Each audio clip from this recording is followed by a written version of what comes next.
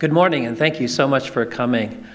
I'm working on the history of telegraphs in the United States with a focus on the transcontinental telegraph, which was a line built across the American West in 1860-61.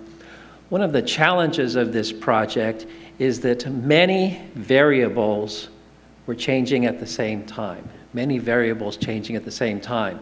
For example, 3 different companies were building the transcontinental telegraph at the same time, each on a different section of the route. I found it impossible to remember the status of construction for every company on any given date.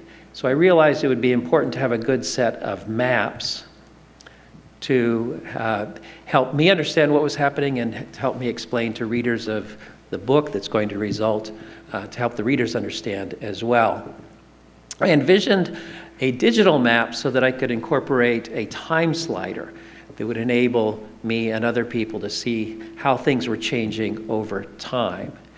In order to develop that kind of map, I got in touch with Lauren Winkler, a digital cartographer, and collaborated with her in developing the map that she'll tell you more about now. All right, thank you, Ed, for the introduction. I also want to give a big thank you to Aaron Greb for recommending me to Ed, and thank you to NACIS for making this connection possible. And speaking of connections, telegraphs transformed the world in the 19th century by slashing the time for information to travel by 99%, uniting 2 cities with near instantaneous communication. But it took decades to build telegraphs that stretched from ocean to ocean and united the country. Our map shows the development of the telegraph system in the United States from its inception in 1844 to the completion of a transcontinental telegraph system in 1862.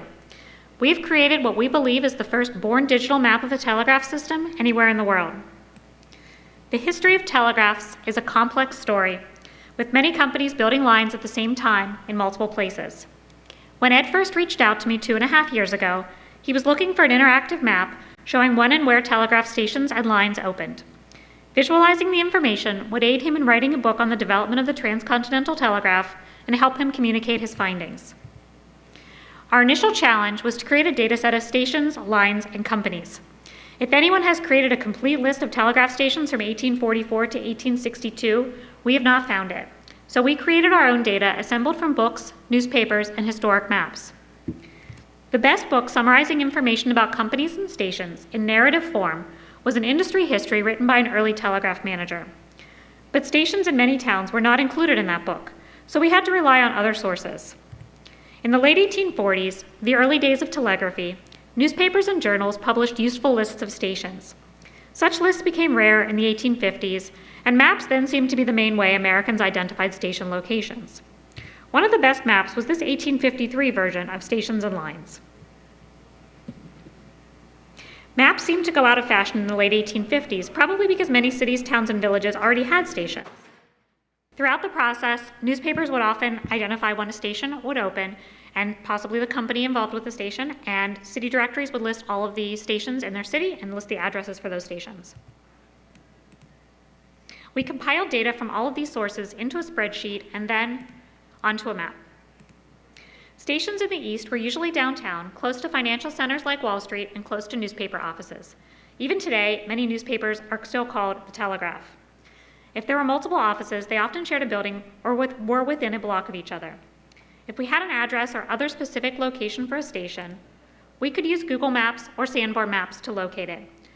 Otherwise, we placed the stations in the city center. We noted the accuracy of each station, for example, city, intersection, building, or address. We have addresses for telegraph offices in several major cities and are continuing to improve station locations as we find more addresses. We connected stations in the East by straight lines. Telegraph lines would sometimes follow roads or railroads, but we did not have comprehensive data on the exact routes a telegraph wire would follow, and messages traveled instantaneously, so straight lines were a logical way to represent the data. Stations on the Pacific Telegraph were generally located along the Pony Express route, and some station ruins are still visible on aerial imagery or marked on USGS topographic maps.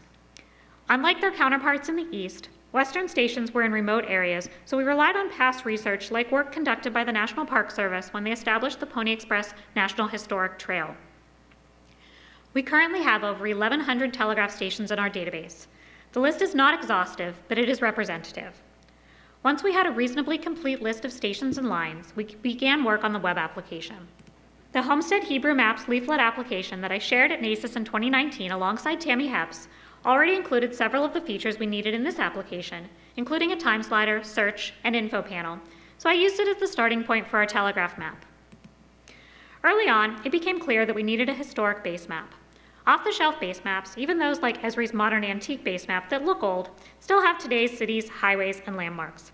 A base map from the mid-1800s would not have major cities of today like Los Angeles or Miami, and would definitely not have any interstates or freeways.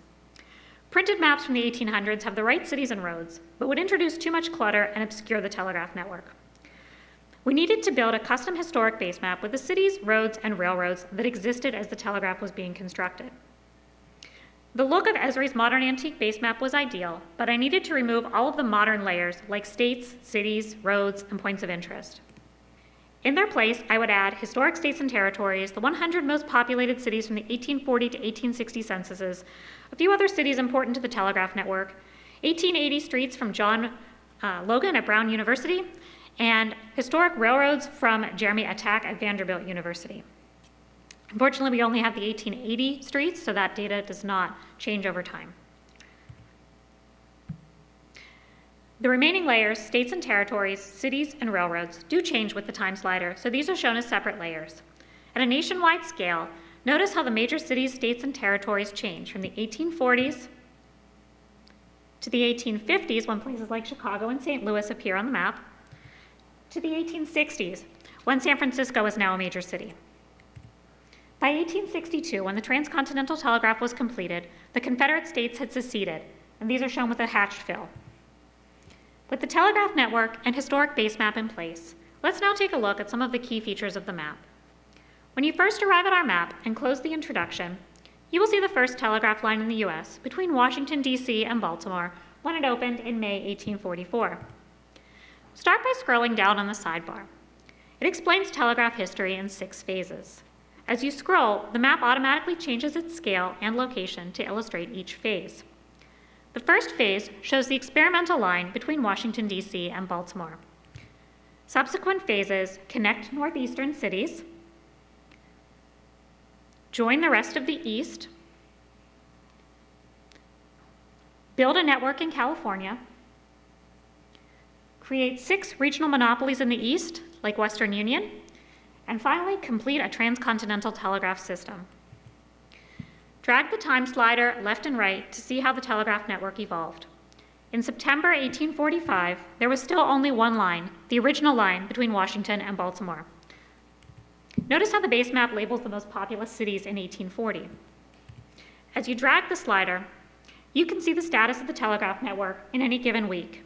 First, a few more small lines were built. Then Philadelphia, New York, and Boston were connected. Then development moved west to Buffalo, then Pittsburgh, and finally Cincinnati. By the end of 1847, nearly all of the major cities of the Northeast were connected by telegraphs. Fast forward to 1859, when the U.S. had only 2 regional systems, one in the East and another in California. No wire connected the 2, leaving California cut off from the rest of the country. As you drag the time slider forward from 1859 to 1861, you can see how companies in California and Missouri built lines toward each other along 2 routes, a central route and a southern route.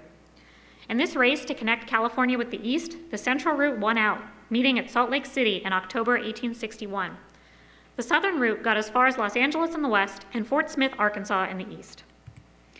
You can click any telegraph station on the map to get more information.